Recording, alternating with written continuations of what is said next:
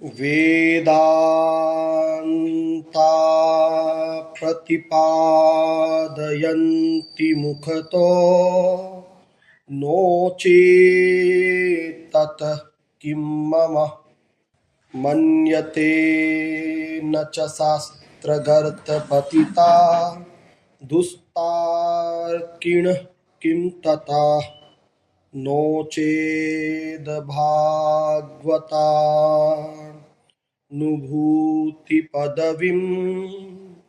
यातस्ततः किं मम स्वात्मा वज्रसहस्रविद्ध इव नास्पन्देत् वृंदावनात्।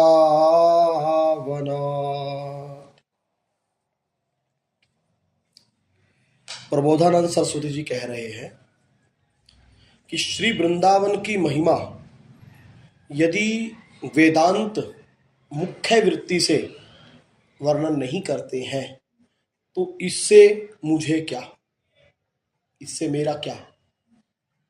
क्योंकि वेदों में जो कुछ वर्णन है उसका सार रूप में वेदव्यास जी ने वेदांत सूत्र लिखे हैं। उन वेदांत सूत्रों में मुख्य रूप से धाम की महिमा का वर्णन नहीं है। तो वो कह रहे हैं कि इससे मेरा क्या। क्यों? क्योंकि ये धाम की महिमा तो वेदांत से परे की बात है। और फिर कुछ तार्किक गण है जो अपने आप से शास्त्र वेदों को पढ़े हैं, याद किए हैं। वो विवाद करते हैं कि कहाँ इतनी महिमा लिखी है, जो तुम कह रहे हो इतनी महिमा कहाँ लिखी है। ऐसे वो तर्क करते हैं। और ऐसा तर्क करने वाले यदि वृंदावन का सम्मान ना करें तो इससे मेरी क्या हानि है। क्योंकि शास्त्र वेदों को पढ़ने मात्र से वृंदावन की महिमा का ज्ञान नहीं हो सकता। वृंदावन का रहस्य, वृंदावन में वास करने पर यहाँ के जो रसिक जन है, संत जन है, उनका संग करके उनके बताए मार्ग के अनुसार उपासना करने से ही समझ में आ सकता है। और कोई भी इसके महात्म्य को ठीक रूप से नहीं जान सकता। वृंदावन में वास करके और यहाँ के रसिकों के अनुसार उपासना करने से ही इस धाम का वास्तविक रहस्य जो है वो धाम की कृपा से हृदय में प्रकट होता है। फिर कह रहे हैं कि इस धाम के महात्म्य को यदि भगवत भक्तों के अनुभव में नहीं आ रहा है, इस धाम का, ये जो निकुंज वृंदावन धाम है, इसका महात्म्य यदि भगवान के जो भक्त हैं उनके हृदय में, उनके अनुभव में नहीं आ रहा है तो इससे मेरा क्या। जरूरी नहीं है कि कोई भगवान का भक्त है तो वो इसके महात्म्य को, इस श्रीधाम वृंदावन के महात्म्य को जान ही लेगा ना। क्योंकि जो ऐश्वर्य स्वरूप के भक्त हैं, राम के, कृष्ण, नरसिंह इत्यादि के, वामन, नरसिंह, परशुराम इत्यादि, और फिर श्री राम या फिर श्री कृष्ण में ही द्वारिका के श्री कृष्ण के, मथुरा के श्री कृष्ण के, तो वो इस वृंदावन का रहस्य जान ले, आवश्यक नहीं है। या जो ब्रज वृंदावन को मानने वाले हैं वो निकुंज वृंदावन का रहस्य जान ले, नहीं। जो ब्रज वृंदावन के उपासक हैं वो ब्रज रसिक का संग करके जब भक्ति करेंगे तब वो ब्रज वृंदावन का रहस्य जानेंगे। और जब रसिकों का संग करके रसिकों की बताई गई उपासना पद्धति का अनुसरण करते हुए, उनकी आज्ञा का पालन करते हुए भजन करेंगे, तब कहीं जाकर के वो निकुंज वृंदावन हृदय में प्रकट होता है, उसका अनुभव प्रकट होता है। हरिवंश महाप्रभु ने कहा है कि श्री राधिका कृपा बिनु सबके मनन अगम्य। ये श्री वृंदावन धाम जो है बिना किशोरी जी की कृपा के सबके मन के लिए अगम्य है। मन के लिए भी अगम्य है, शरीर की बात तो बहुत दूर है। तो भगवत भक्त जो है, ईश्वरीय भाव के भक्त हैं या अन्य अवतारों के भक्त हैं, तो वो लोग भी इस वृंदावन का रहस्य नहीं जान सकते। जो सख्य भाव के भक्त हैं, दास्य भाव के भक्त हैं, वात्सल्य भाव के भक्त हैं या कांता भाव के भक्त हैं, वो लोग भी इस नवनिवृत्त निकुंज वृंदावन का रहस्य को नहीं जान सकते। वो तभी जानेंगे जब इन नवनिवृत्त निकुंज विलासी श्री वृंदावन धाम से ही जो सहचरियां आचार्य रूप में प्रकट हुई हैं, जैसे हरिवंश महाप्रभु, सेवक जी महाराज और जो बड़े बड़े स्वामी हरिदास जी महाराज, जो निकुंज से ही प्रकट हुए हैं और निकुंज उपासना का जिन्होंने वर्णन किया है, उनकी शरणागति स्वीकार करके उनके अनुसार जब भजन किया जाएगा तब ये रहस्य हृदय में प्रकट होता है।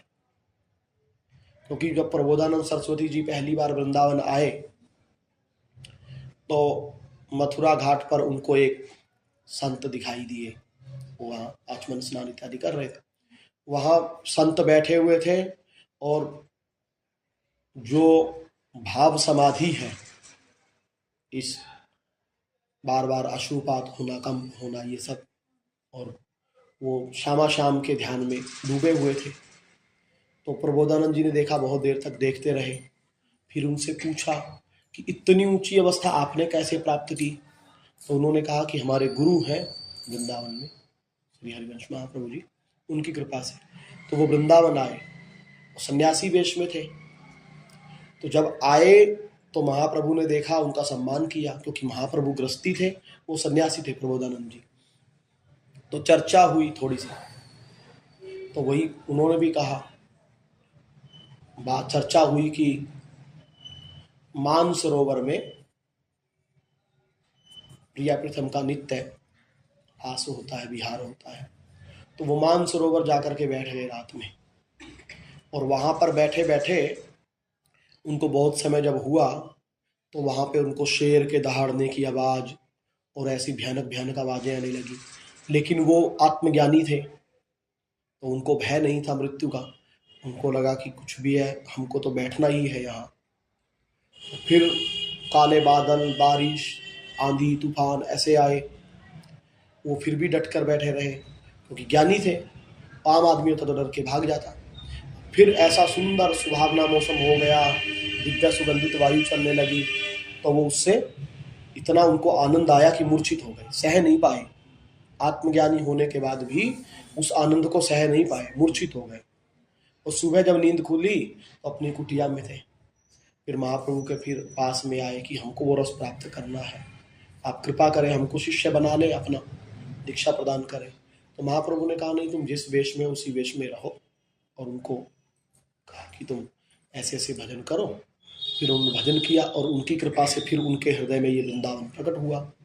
वो पहले वो गौरांग महाप्रभु की कृपा पात्र तो थे ही, वहां से प्राप्त करके आए थे।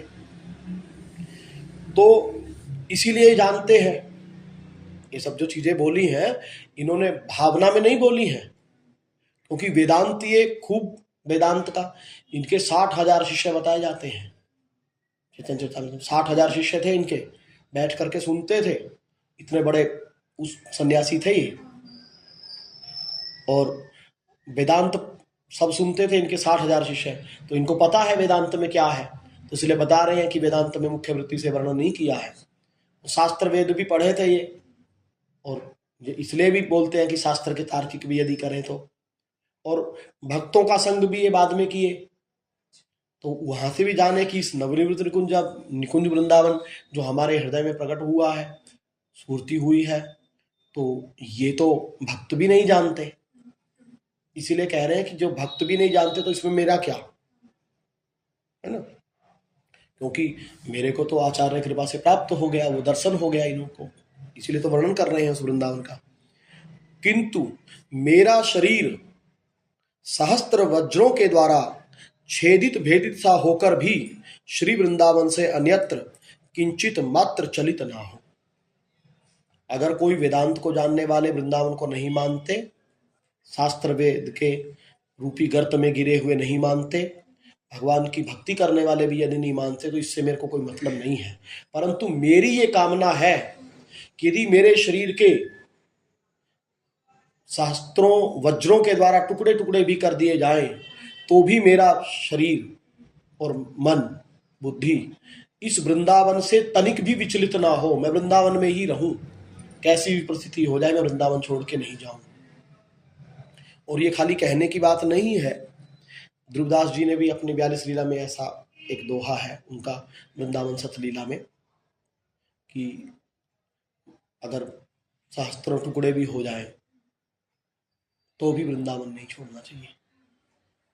तो ये कल्पना मात्र नहीं है। वृंदावन में अहमद शाह अब्दाली एक आए थे, आक्रमण किया उन्होंने लूटने के लिए। तो वृंदावन में पहले खबर आ गई थी कि 2 दिन बाद 3 दिन बाद वृंदावन में वो यवन आक्रमण करेंगे और जितने भी लोग हैं सबको मार देंगे और लूट करेंगे, सब लोग चले जाओ। तो बहुत लोग यहाँ से चले गए थे, लेकिन वृंदावन के रसिक नहीं गए थे, बहुत रसिक यहाँ रह गए थे।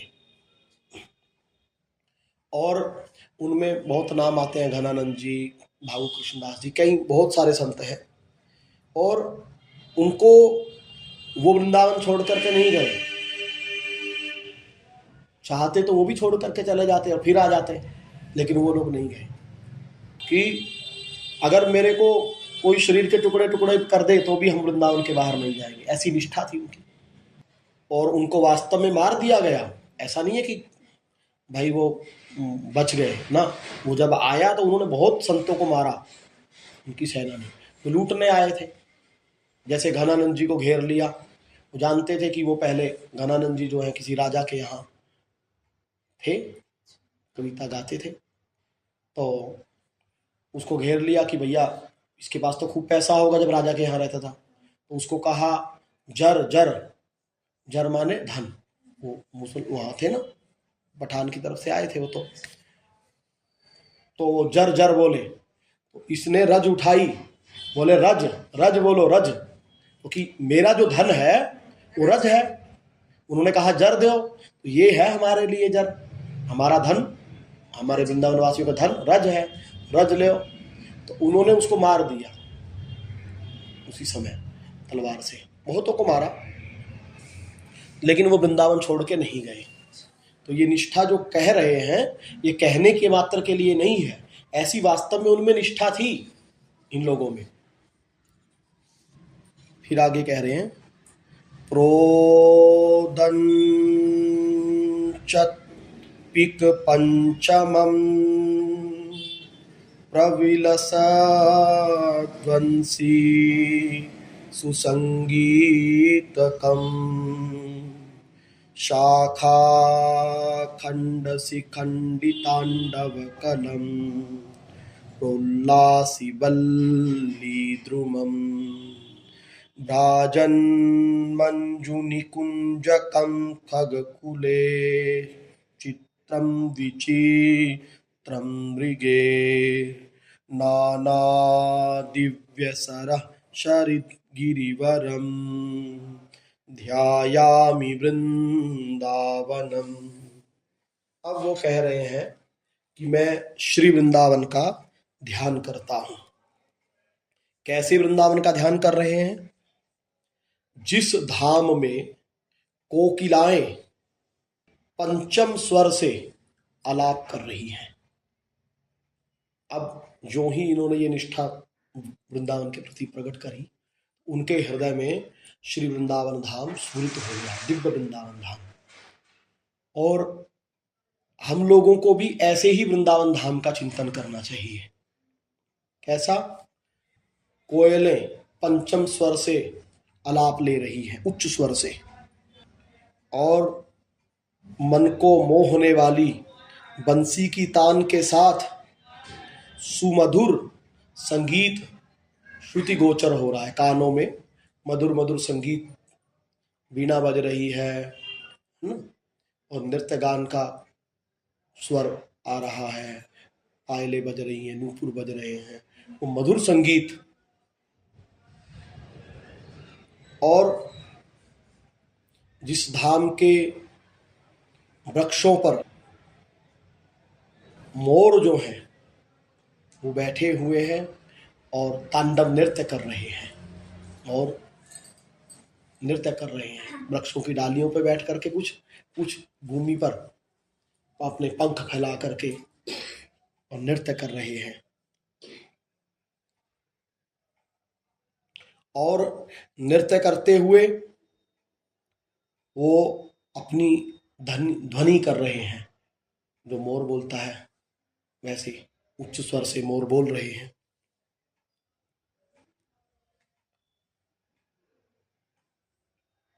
जहां के वृक्ष समूह और उन पर लिपटी हुई लताएं फूलों और फलों से उल्लासित हो रही हैं। जितनी भी लताएं हैं और वृक्ष हैं उन पर फूल फल, जैसे आम का पेड़ है उस पर आम की बोरे आई हुई है, फल लगे हुए हैं। ऐसे ही केले का है तो उस पर केले इत्यादि लगे हुए हैं। और ऐसे ही चीकू है, लीची है, लवंग है ना। और लताएं फूलों की, उस पर सुंदर सुंदर फूल लगे हुए हैं। तो इस प्रकार वो प्रफुल्लित हो रहे हैं।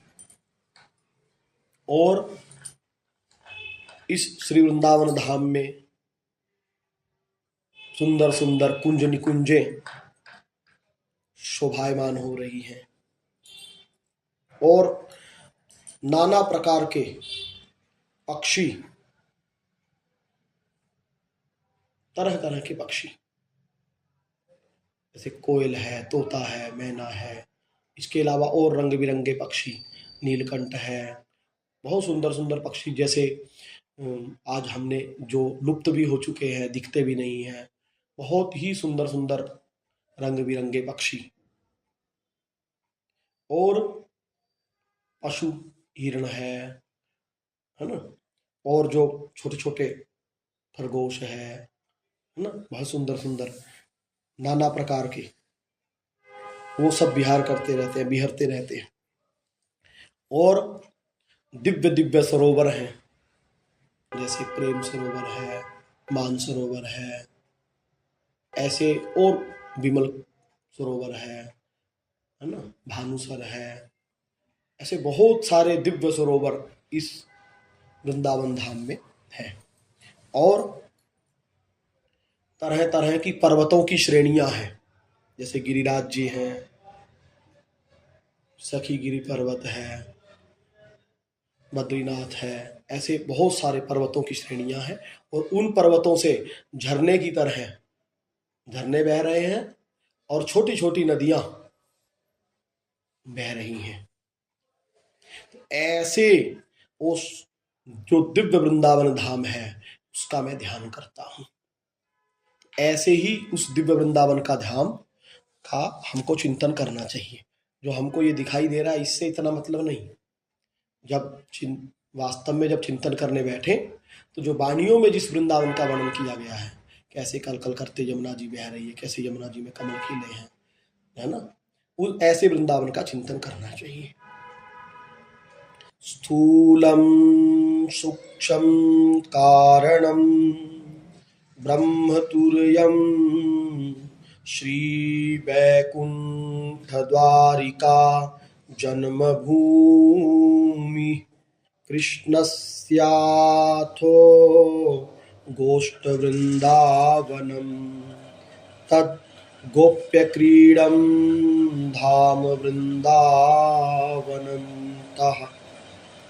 अतश्चर्या सर्वतो अस्माद् विचित्रा श्रीमद्राधा कुंजवा ईच्छकास्ति आद्यो भावो यो विशुद्धेति पूर्णस्तद्रूपा सा तादृशोन्मादि सर्वा। अब वो जो दिव्य वृंदावन है उसकी स्थिति बता रहे हैं कि वो कितना ऊंचा है, कैसा वो दिव्य धाम है, उसकी महिमा इस प्रकार से प्रकट कर रहे हैं। कह रहे हैं सबसे पहले ये स्थूल जगत आता है, इसको पांच भौतिक जो ब्रह्मा ने रचना करी है स्थूल जगत की, जो हमको इस पांच भौतिक इंद्रियों के द्वारा, स्थूल इंद्रियों के द्वारा दिखाई देता है। जो भी हमको दिखाई देता है वो किससे बना हुआ है? सबका सब पृथ्वी तत्व से बना हुआ है। मेन जो दिखाई पड़ता है आंख केवल पंचभूतात्मक को देख, और जो शब्द सुनाई पड़ते हैं वो आकाश तत्व के बीच में विराजमान है। 5 तत्व है ना, पृथ्वी, जल, वायु, अग्नि, आकाश। अग्नि, जल, वायु, पृथ्वी, आकाश, ये 5 तत्व हैं। तो आकाश का गुण है शब्द। जो कुछ भी हम सुनते हैं वो आकाश तत्व का गुण, शब्द को सुनते हैं कान के द्वारा, लेकिन जो इसके परे है उसको नहीं सुन सकते इस कान के द्वारा। ऐसे ही इन आंखों के द्वारा जो कुछ भी देखते हैं वो केवल स्थूल पांच भौतिक देख पाते हैं। ऐसे ही नासिका के द्वारा जो सूंघते हैं वो स्थूल पांच भौतिक ही सूंघ सकते हैं। जो कुछ सूंघते हैं वो पृथ्वी का गुण है गंध। जो कुछ देखते हैं वो अग्नि का गुण है रूप। कान का देवता है आकाश, आकाश के द्वारा शब्द आते हैं। अगर आकाश बीच में ना हो तो शब्द नहीं आएंगे। और जो कुछ देखते हैं वो अग्नि का स्वरूप है, नेत्र अग्नि है। आकाश में एक गुण पाया जाता है केवल शब्द, और उसके नीचे आता है वायु। वायु में शब्द तो होता ही है और स्पर्श भी होता है, तो स्पर्श वायु का गुण है। उसके नीचे आती है अग्नि। अग्नि में 3 गुण हैं। शब्द तो होता ही है जब अग्नि जलती है ना, और स्पर्श भी होता है अग्नि का। और तीसरा गुण है रूप। इसी प्रकार जल, जल में 4 गुण हो गए। जल में शब्द तो है ही है जब बहता है, ऐसे ही जल में स्पर्श भी है। जल का स्पर्श करो तो समझ में आता है। जल का रूप भी है, दिखाई देता है।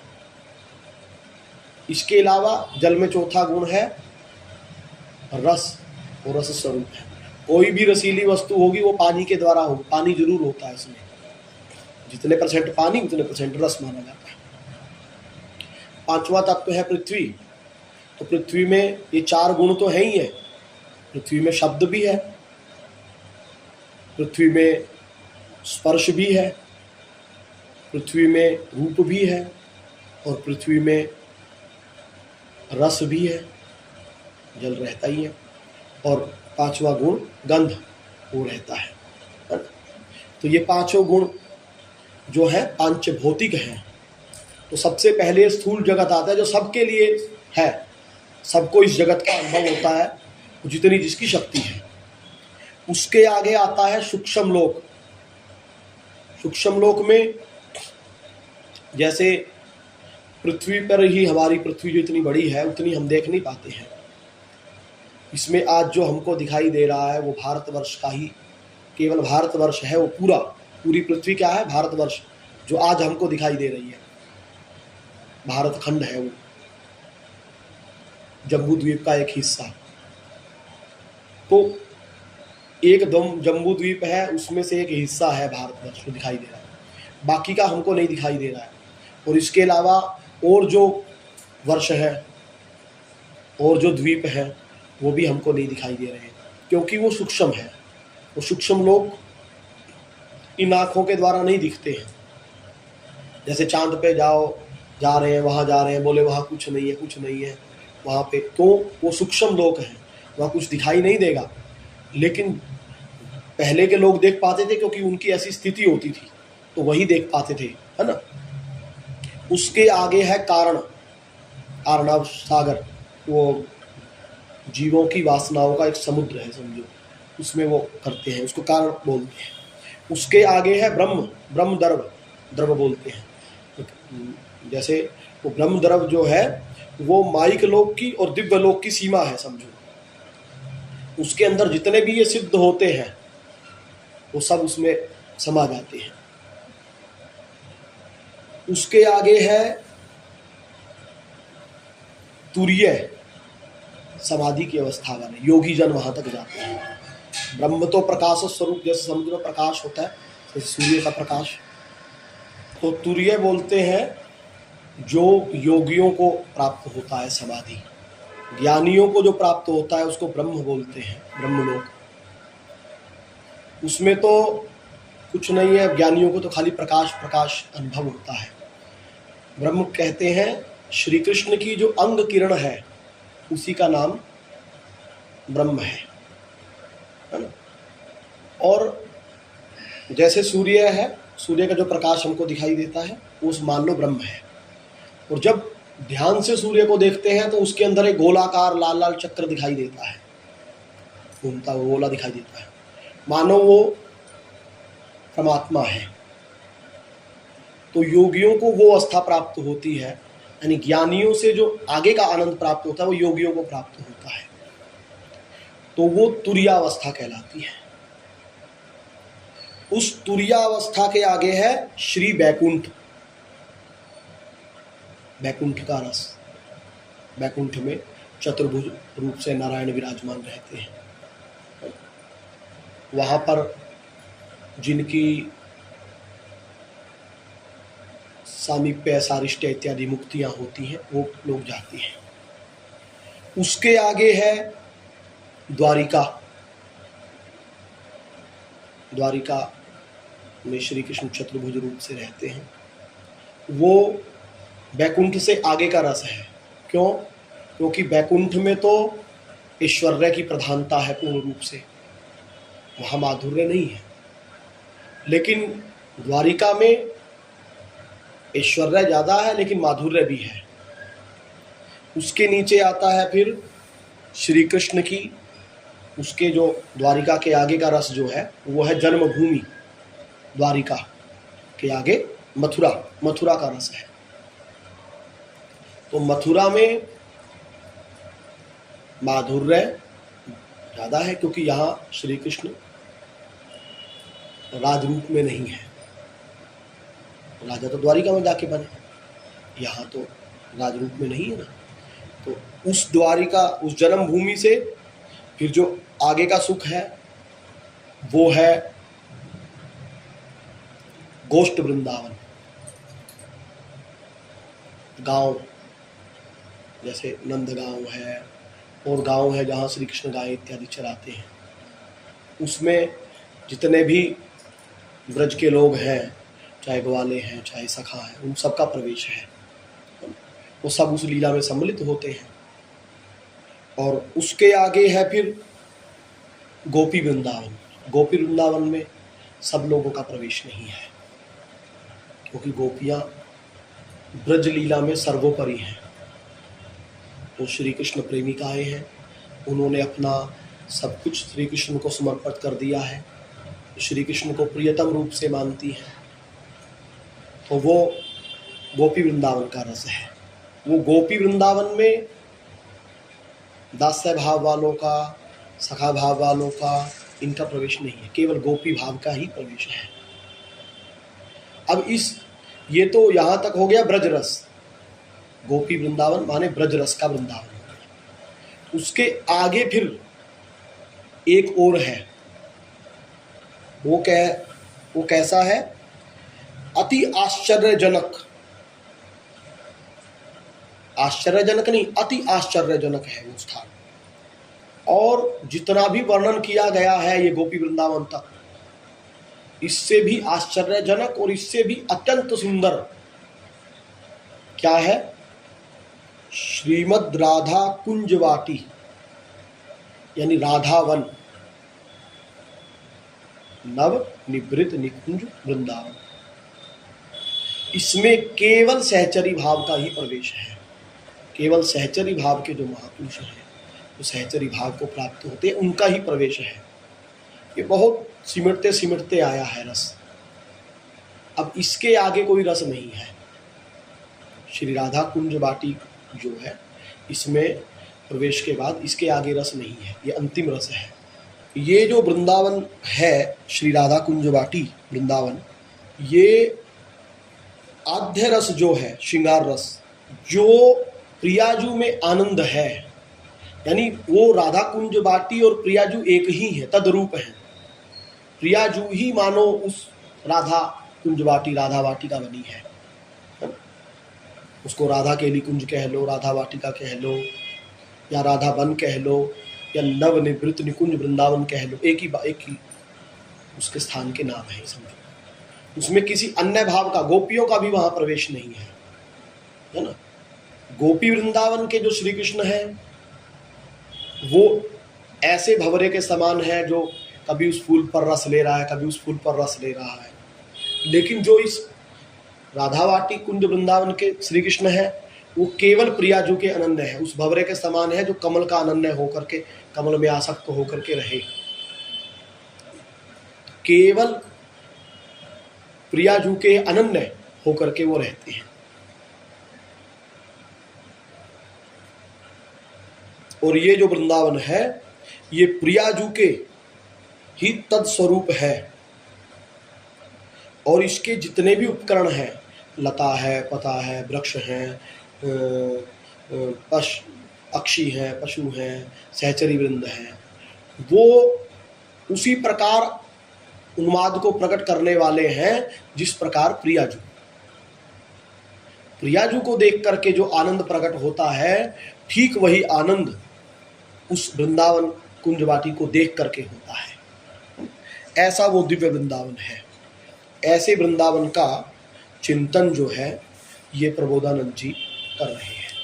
इसलिए वो इस वृंदावन का पहले बताया ना चिंतन जिसका कर रहे हैं, अब उसका स्वरूप बता रहे हैं कि वो कितना गहरा है।